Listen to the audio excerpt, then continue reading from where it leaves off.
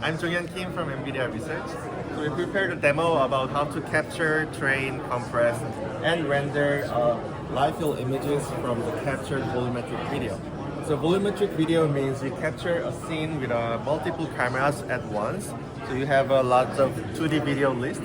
And once you have that, you train a 3D Gaussian video model, which we call Queen, to compress a longer sequence of a 3D volumetric video like this.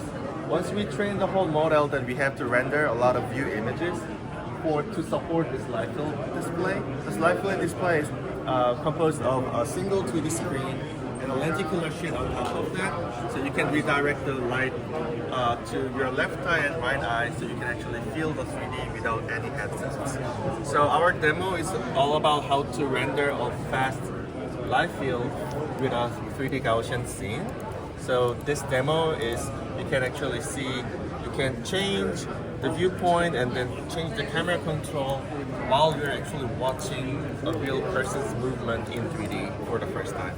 Okay, so and if you're watching this and you've never seen one of these light field displays, it's hard to capture on a 2D video here, but if I move around, it feels like you're looking, it's called looking glass. It's like you're looking through a window a little bit, like this depth into the scene. And I'm not doing it any justice with this video, but it's incredible, right? And so they made the big display and these smaller displays. So yeah, those displays are not from NVIDIA, but we just bought from Looking But Glass. These displays are getting better and better in terms of the brightness, and also we need more lateral resolution to support more angular resolution in 3D.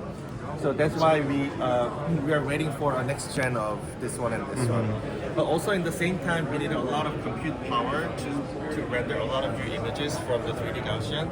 So for the first time, we were able to achieve 50 frames per second for this kind of video. Okay, and then, so these scenes are volumetric captured.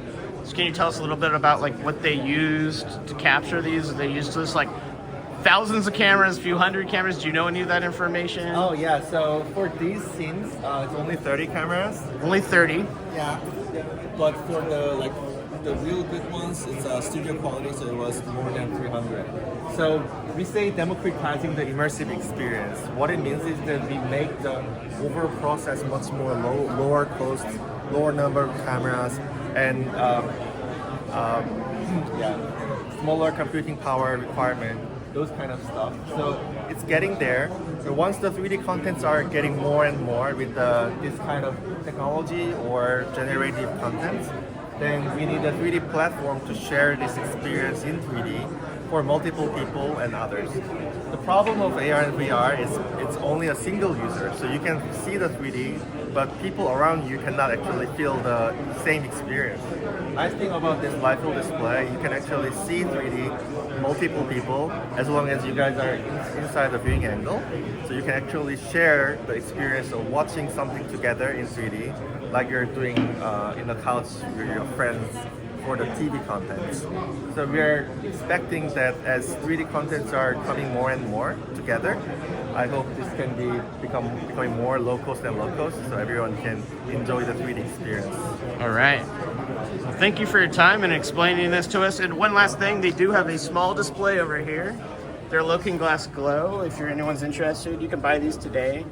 These are not as expensive as the full displays, but are more for personal use, and it folds up actually. So that's why it's called the Go. Thanks a lot. Thank you.